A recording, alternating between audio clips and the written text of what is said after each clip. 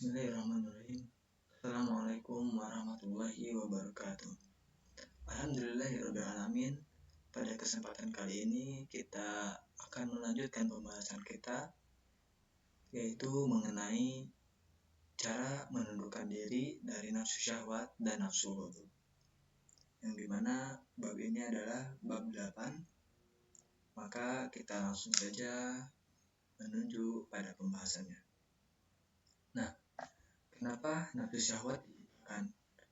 Pada hakikatnya semua manusia memiliki nafsu, karena manusia itu tidak dapat hidup jika tidak ada nafsu. Allah Subhanahu wa Ta'ala menciptakan manusia disertai dengan hawa nafsu, dan semua manusia itu tidak bisa hidup jika tidak ada nafsu. Kita analogikan, andaikan nafsu makan manusia dicabut misalnya, pasti binasalah manusia, karena makan itu merupakan suatu kebutuhan yang harus dipenuhi. Andaikan juga manusia kehilangan nafsunya terhadap lawan jenis, maka akan binasa juga manusia karena tidak akan mempunyai keturunan dan akhirnya akan menimbulkan kebinasaan. Nafsu adalah keinginan seseorang atau dorongan hati yang kuat untuk memenuhi kebutuhan hidupnya.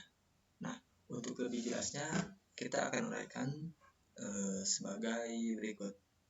Yang pertama, kita akan membahas pengertian nafsu syahwat. B. Bahaya mengikuti nafsu syahwat. C. Cara menundukkan nafsu syahwat. Dan D. Hikmah menundukkan nafsu syahwat. Kita lanjut ke pembahasan yang pertama mengenai pengertian nafsu syahwat. Nah, syahwat secara lugawi itu berarti menyukai atau menyenangi, yaitu kecintaan terhadap sesuatu sehingga kecintaan itu menguasai hatinya. Jadi menurut bahasa ya, syahwat itu mencintai terhadap sesuatu, dan karena kecintaan itu selalu menguasai hatinya. Nah, adapun pengertian syahwat secara istilah, syahwat adalah kecondongan jiwa terhadap sesuatu yang disukainya sehingga keluar dari batas syariat. Nah, mengenai pengertian nafsu syahwat bisa kita simpulkan bahwa syahwat itu adalah kecintaan terhadap sesuatu yang karena kecintaan itu membuat manusia itu keluar dari batas syariat, karena syariat mempunyai batas-batas tertentu. Walaupun manusia membutuhkan nafsu, namun nafsu itu harus kita atur. Kemudian dorongan nafsu syahwat itu mengarah kepada 3 hal besar. Yang pertama, syahwat dan kesenangan terhadap harta benda, sehingga akan melahirkan kerakusan, perampokan, pencurian, manipulasi, korupsi, dan juga lain sebagainya. Yang kedua, syahwat dari kesenangan terhadap seks. Nah, sehingga dari syahwat ini akan melahirkan kejahatan dan kekejian berupa perzinahan, kemudian pemerkosaan, dan penyimpangan seksualitas lainnya. Dan yang ketiga adalah syahwat dan kesenangan terhadap jabatan dan kedudukan. Nah, syahwat ini akan melahirkan para pejabat atau para pemimpin pemerintahan yang zalim, otoriter, bahkan diktator. Akhirnya itu akan menindas siapa saja yang menghalangi usaha-usahanya. Kemudian B. Bahaya menurut nafsu syahwat. Salah satu sifat nafsu syahwat adalah tidak pernah terpuaskan. Saat kita menuruti suatu keinginan, nafsu itu akan menuntut hal lain, dan akal terus begitu hingga tidak ada batas dan tidak akan ada habisnya. Mempunyai banyak kekayaan atau bahkan mempunyai emas itu tidak akan merasa cukup karena ia dipenuhi dengan nafsunya dan ia masih terus ingin lebih. Nah, orang yang mengikuti nafsu syahwat atau mengikuti hawa nafsu itu tidak akan mementingkan agama dan tidak akan mendahulukan Allah Subhanahu wa Ta'ala dan Rasulnya. Orang yang mengikuti hawa nafsu tanpa terkendali akan mengakibatkan bahaya besar, dan antaranya sebagai berikut. Yang pertama akan merusak potensi diri seseorang. Kemudian yang kedua mendatangkan kesusahan dan kesempitan. Yang ketiga mengakibatkan rusaknya lingkungan alam karena langsung mengeksploitasi alam dengan berlebih-lebihan. Yang keempat, melahirkan kerakusan, perampokan, pencurian, dan lain sebagainya. Yang kelima, akan lahir para pejabat dan pemimpin yang zalim, otoriter, bahkan diktator, di mana mereka tidak akan mementingkan rakyatnya tetapi akan mementingkan kekayaan pribadinya.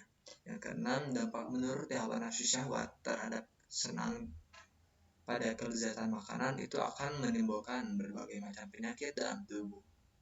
Dan yang terakhir, yang ketujuh, nafsu itu akan mendorong manusia untuk berbuat jahat, melampiaskan syahwat, dan menentang ajaran agama. Nah, kemudian, bagaimana cara menundukkan nafsu syahwat? Walaupun memenuhi kebutuhan hidup yang disukainya itu dibolehkan, namun bukan berarti seorang mukmin diperbolehkan untuk menuruti hawa nafsunya. Bahkan, seorang mukmin itu harus mengendalikan nafsu syahwat. Wajib bagi kita berusaha untuk menundukkan nafsu syahwat demi keselamatan dan kesejahteraan dunia akhirat dengan jalan sebagai berikut. Yang pertama itu meningkatkan ketakwaan kepada Allah dengan beribadah, dengan berzikir, mendekatkan diri kepada Allah yang akan meningkatkan ketakwaan kita kepada Allah Subhanahu wa taala. Dan yang kedua itu dengan mujahadah. Mujahadah artinya berusaha untuk melawan dan menundukkan kehendak hawa nafsu. Tatkala kita dipenuhi hawa nafsu, kita harus mengingat kepada Allah lagi dan juga kita harus berusaha untuk mujahadah. Kemudian mengenai hikmah menundukkan nafsu syahwat. Nafsu syahwat pada diri manusia itu tidak boleh dihilangkan, tetapi penting untuk dikendalikan dan juga ditundukkan dengan diarahkan, sehingga akan memperoleh manfaat kebaikannya sebagai berikut. Yang pertama, menjadi motivasi untuk berbuat baik dalam beribadah dan meraih kesuksesan. Yang kedua, hidup lebih terarah, terkontrol, selamat, dan bahagia dunia akhirat. Yang ketiga, terhindar dari perbuatan keji dan munkar. Dan yang keempat adalah kita akan disukai banyak orang. Kita lanjutkan pembahasan kita mengenai nafsu marah dan ghadab. Setelah sebelumnya kita membahas tentang nafsu syahwat. Nah, apa sih nafsu marah atau nafsu ghadab itu? Marah dalam pengertian ghadab artinya merasa tidak senang dan panas hati karena suatu peristiwa atau sebab-sebab tertentu.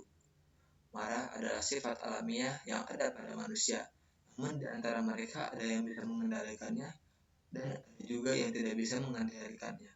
Maka itulah Islam mengajarkan manusia untuk bisa mengendalikan nafsu marahnya atau mengendalikan amarahnya. Selanjutnya, bahaya marah atau ghadab. Marah akan mengakibatkan bahaya besar baik bagi pelakunya maupun bagi orang lain. Nah, adapun bahaya marah bagi diri sendiri atau bagi pelakunya, yang pertama itu adalah akan mengakibatkan tekanan darah yang menjadi tinggi sehingga membuka peluang terkena serangan jantung, kemudian cepat tua, gangguan tidur, gangguan pernapasan, dan juga sakit kepala, bahkan stroke dan depresi. Itu karena bahaya marah untuk diri sendiri.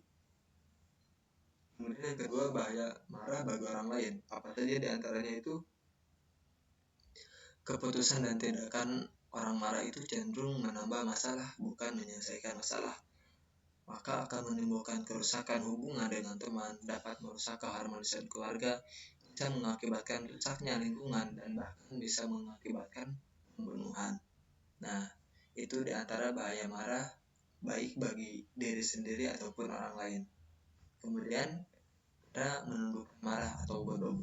Nah, agar bisa mengobati marah, maka kita harus tahu sebab-sebabnya terlebih dahulu. Sebab-sebab marah itu antara lain karena tidak kuat menahan hawa nafsu, sombong, ujub, banyak melakukan senda gurau, kemudian perbuatan yang sia-sia, melecehkan orang lain, menghina, berdebat, bertengkar, berkhianat, serta cinta kepada harta dan kedudukan. Nah, semua itu merupakan peranan yang buruk dan tercela dalam Islam. seseorang yang tidak dapat terhindar dari amarah apabila seseorang tidak akan dapat terhindar dari amarah apabila masih ada sifat-sifat tersebut. Nah, kemudian kita bagaimana cara menundukkan amarah itu? Yang pertama bisa dengan riyadah, yang kedua dengan mujahadah, yang ketiga dengan menahan hawa nafsu. Nah, bisa kita praktekkan ketika kita dipenuhi dengan gejolak amarah yang tinggi, maka kita